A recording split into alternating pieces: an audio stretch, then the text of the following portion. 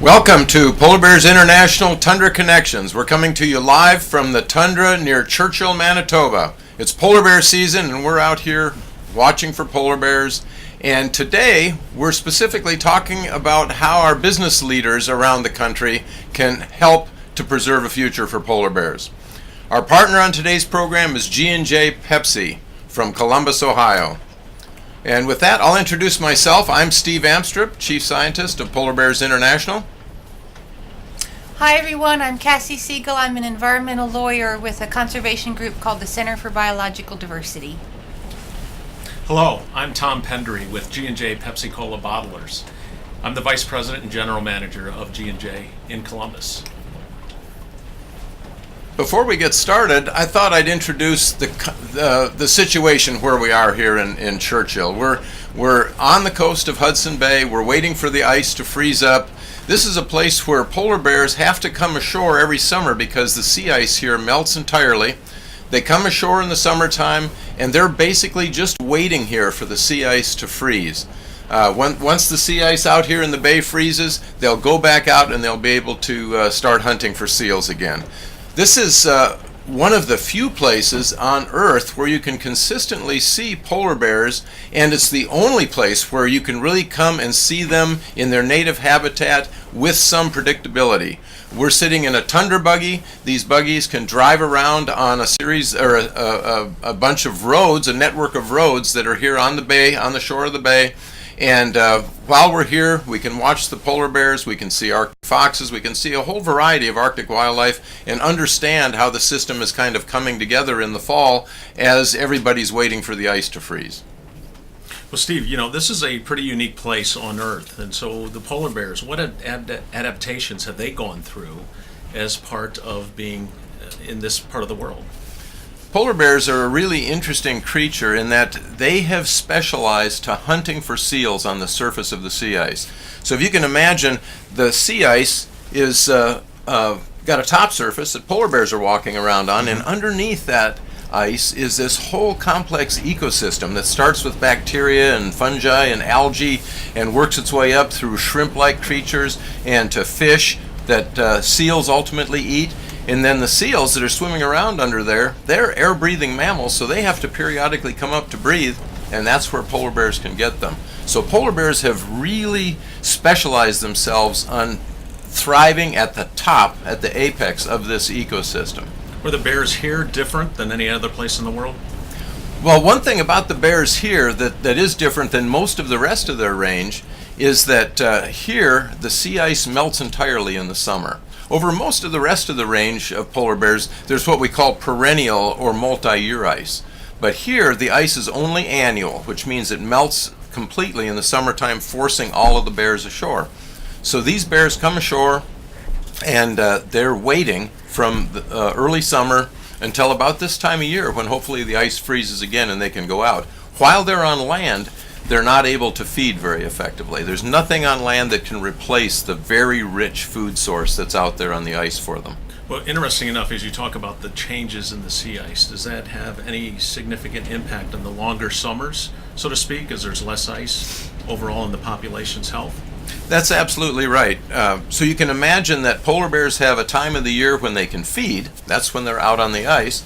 And a time of year when they can't feed, that's when they're on land. And what we're seeing as the world has warmed is that period when they can't feed is getting ever longer, and the period where they can feed is getting shorter. And so these bears here are waiting for the ice to freeze so they can go out and start to feed again. And obviously, they're at some point going to reach the time that they can't wait any longer, that they've run out of energy. And that's our concern. Well, in general, how would you describe the conditions then for them? Right now, this population is experiencing negative effects from climate warming already. Bears are coming ashore earlier in the year. The females are lighter weight. They produce smaller cubs, and those smaller cubs don't survive as well. So we've seen this population decline from around 1,200 bears to fewer than 900 bears over the course of the last 25 years or so. And the projections are that it's going to continue to go down. We know that until we deal with the greenhouse gas issue and reduce our greenhouse gas pollution, that it's going to continue to warm. That can only make that summer period of fasting ever longer. What's interesting, because you bring up the greenhouse gas emissions, and so things are changing in the environment. And I'd like to turn it to Kassie and get your perspective in terms of how is that having an effect, not only here, but further away from here. Greenhouse gases are heating the planet, and briefly stated, the greenhouse effect. The energy comes from the sun in the form of light, passes through the Earth's atmosphere and warms the Earth. A lot of that energy is reflected back into space as infrared radiation. And the reason the greenhouse gases are so important to the Earth's climate system is that it's the greenhouse gases that trap that outgoing energy and make the planet warmer than it would otherwise be. But the problem that we get is, of course, we've put so many additional greenhouse gases into the atmosphere that the planet is retaining more heat. It's warming up. It's just like if you got into bed and laid one blanket on the bed and then another and another and another, you'd start to overheat. That's what we're doing to the planet. It's like we've given the planet a fever. We're seeing the impacts now in the real world. The Arctic, of course, is warming faster than anywhere else on the planet. We're seeing rapid changes here, but we're seeing the effects in the rest of the world as well in terms of higher temperatures, more drought, more extreme weather. Global warming is loading these storms with extra energy, extra moisture, and storms now ride on sea level that's already half a foot higher than it was historically. Well, significant changes. Big changes. I think it's important to realize that global warming doesn't just affect polar bears. It affects all life on Earth, and the effects can be ever more dramatic as we go into the future. But because polar bears depend entirely on a surface that literally melts as the temperature rises, they're at the forefront of this battle. So big changes in terms of the overall climate.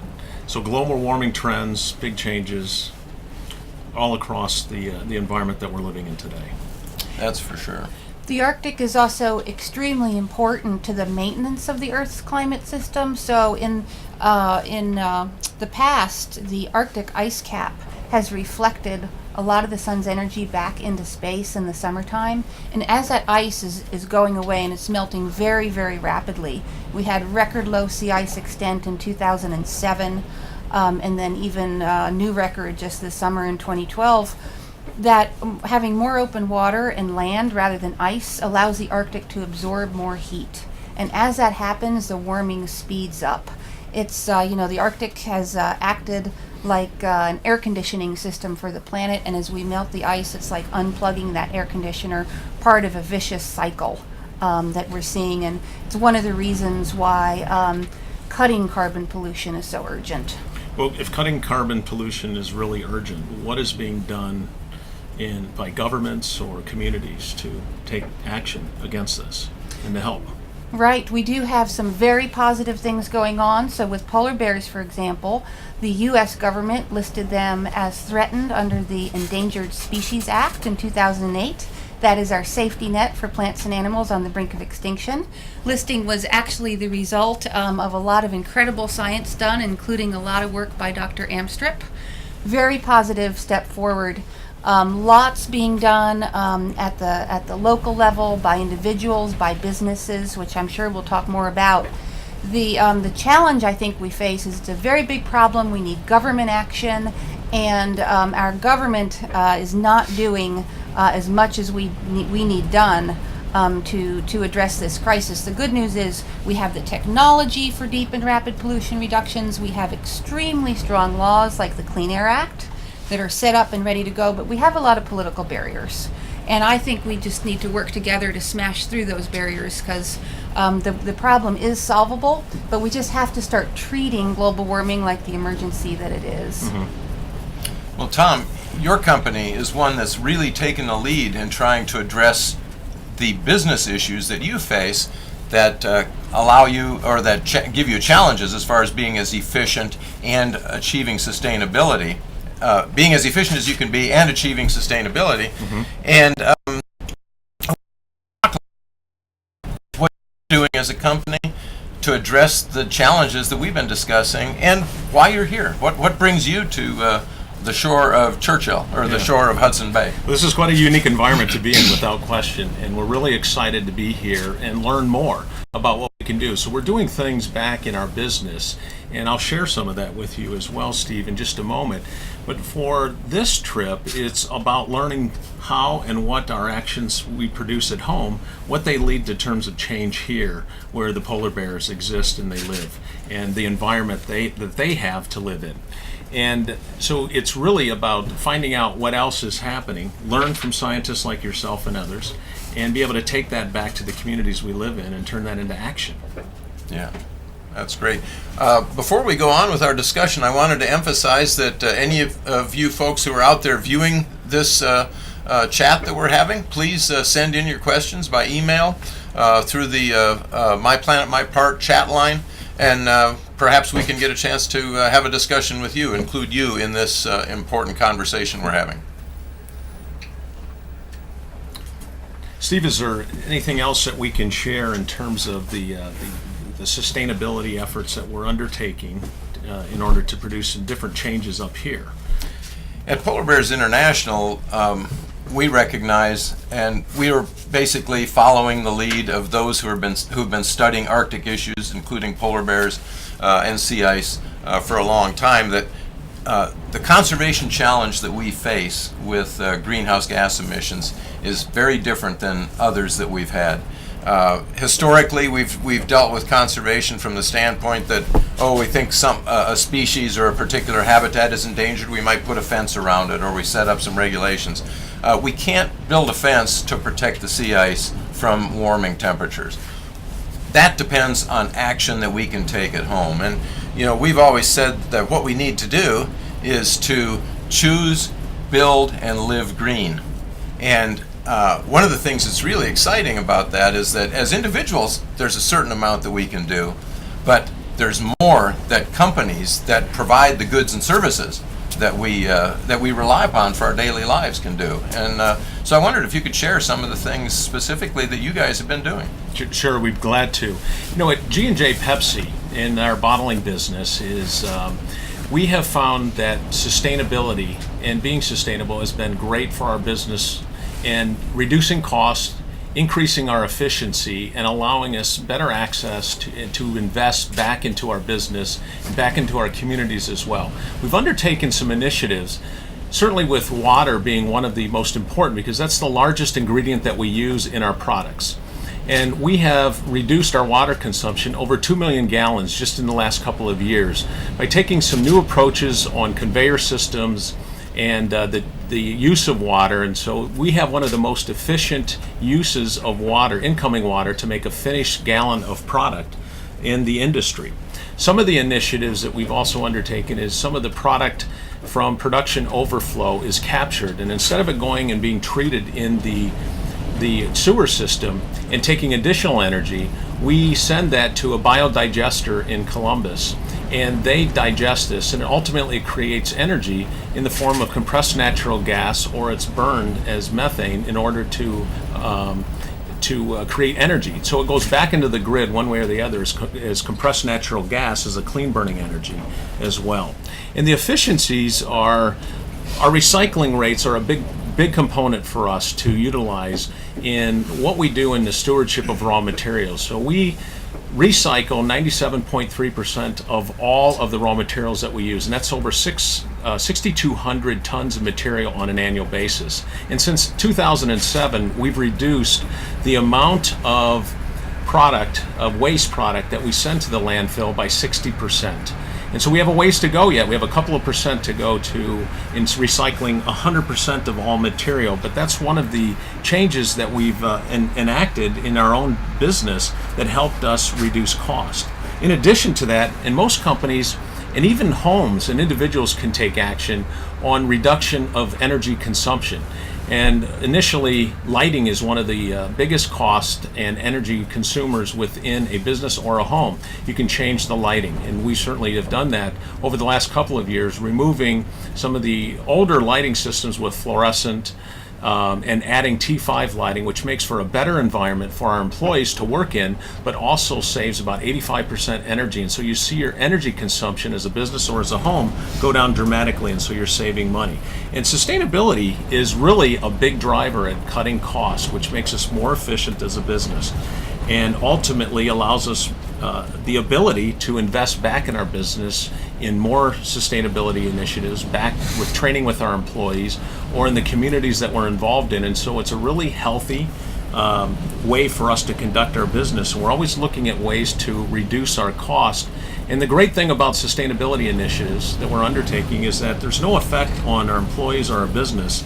It's really taking away unnecessary cost to operate your business. So that has led to almost, well over, on a conservative estimate, $1.4 million in reduced cost due to sustainability initiatives just in our business in Columbus, Ohio. So when I go around and give talks about polar bears, periodically people will stand up and say, "Oh, it's too expensive to do the things we need to do to reduce our greenhouse gas emissions." And what you're telling us is that this has a real significant positive impact on your bottom line as a corporation. It certainly does, Steve. And the important thing I think to understand is that it's expensive to not undertake the initiatives of sustainability in a business or in a home, because you reduce your costs by being sustainable and stewarding the raw material use, because you're reducing your costs. And every business in this tough business environment today that exists all over the globe, that cost reduction is a major emphasis. And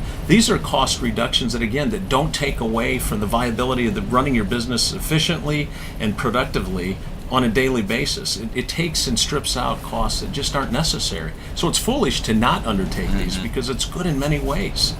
So when you take actions that are a win for the polar bears here in Hudson Bay, it's also a win for you in your business. Oh, it certainly is. It's a huge win for our business. That's great. Right. So what do you think the next steps are? What else, where can we go from here?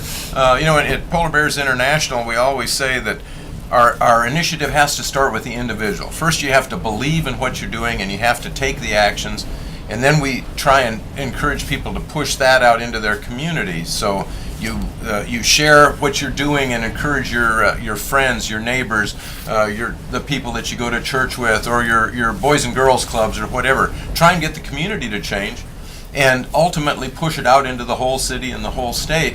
What do you think? How can that be affected in the business world? Is there a parallel there? Yeah, Steve, I think it's actually a very good question and a great question. And I think we all need to look at how do we answer that question overall. I know within our business, we have been very successful with all of our employees engaged behind what we're accomplishing as a company. And we have a simple mantra that is common goals to achieve uncommon success. And if we believe that this is an important issue, which it is, and it's important that each one of us take this on and execute it with some immediacy, is that if we all focus in on reducing CO2 emissions and being more sustainable in the homes or in the businesses that we operate, through this action, for all of us latching on to the idea of being more sustainable, is that through these common goals, we can achieve uncommon success to help the environment, the communities we live in, the businesses we operate, and for our kids and children and future generations, and ultimately for the environment and helping the polar bears, which we're seeing today. And I think if businesses rally behind taking the first step, whether it's just simple reduction of energy consumption, that's going to make a huge difference. And businesses like we have discovered that sharing amongst other businesses is highly accepted, and everybody wants to share their best ideas about how to reduce the consumption of materials and energy, is that this sharing and everybody taking some form of action will lead to additional action in their workplace or at home, which ultimately will reduce cost and make them more productive.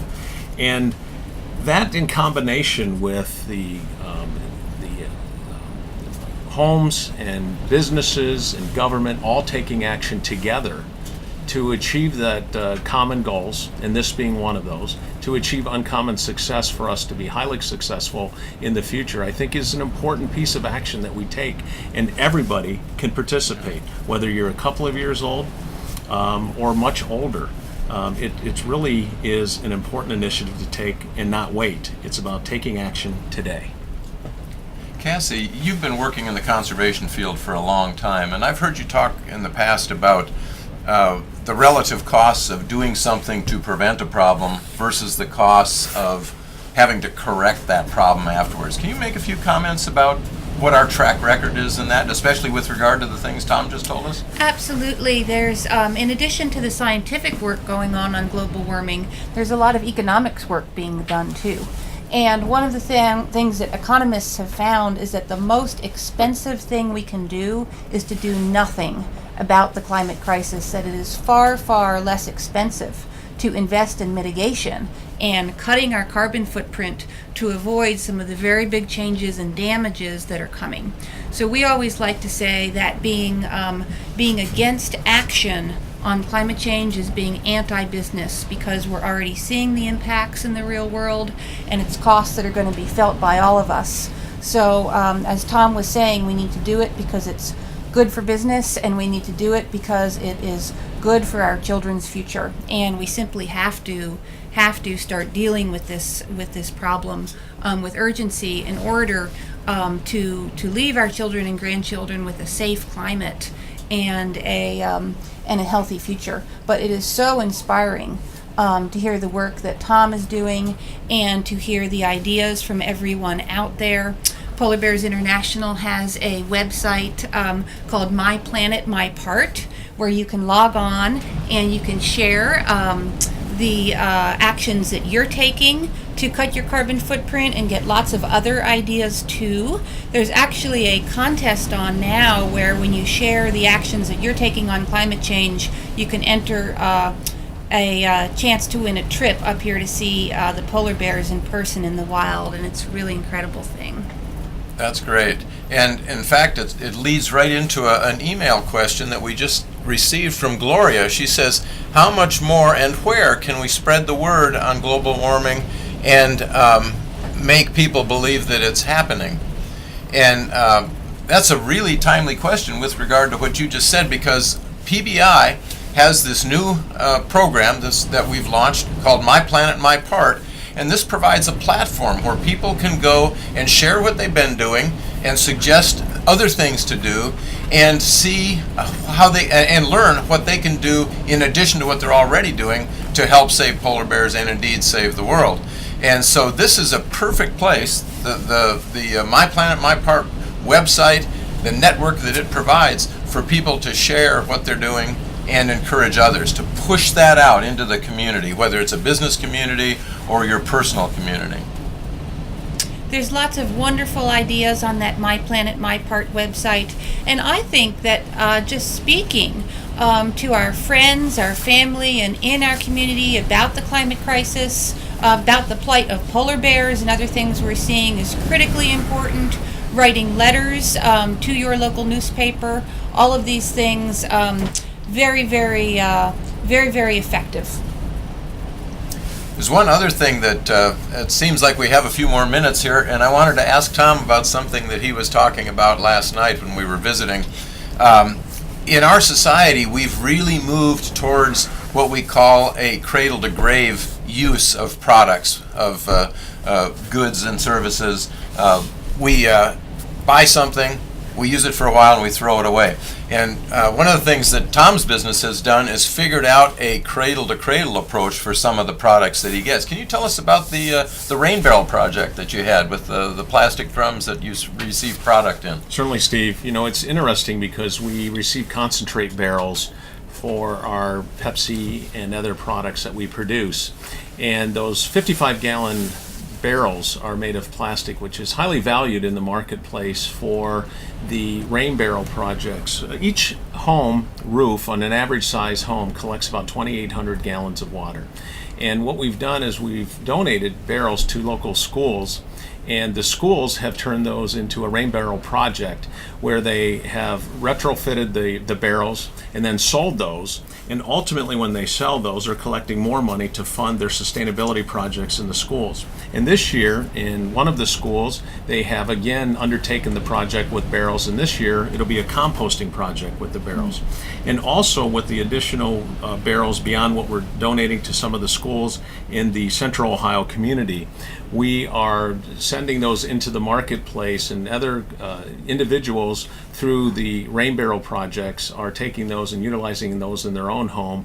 And we, at this point, don't even have enough barrels to provide, because this is such a big initiative that individuals are taking to take action on their own. And it helps in many ways in terms of the water and our own environments and the communities that we operate in. That's really fantastic to think that products that otherwise might just go into a landfill and be there forever are repurposed to another valuable use, or in this case, a couple different valuable uses. Yeah, it certainly is. I think it's really great, and I think it's a really great example of one of the things that we really emphasize at Polar Bears International, and that is that we have time, we have the ability, we have the knowledge to make the difference that can save polar bears and preserve the kind of life on Earth that we've become accustomed to. So I think that's really where we are at this point. You've given us some great examples of how we can move forward, and I think that's a good place for us to wrap up. And I don't see any more questions here, so I think we're probably good to go. Thanks everybody for your attention to this, and thank you, Kassie and Tom. Thanks to everyone out there for everything you're already doing to solve this problem and help the polar bears. I think together we really can and will solve the problem. Absolutely. Steve, it's been an exciting week up here already. We've learned a great deal to be able to take back to the communities that we operate in and that we work in as well. And by seeing this, we hope that others take action immediately, and they can take action, and it'll result in a positive change for all of us. So, Great. Thank you. Thank you. Bye, everyone.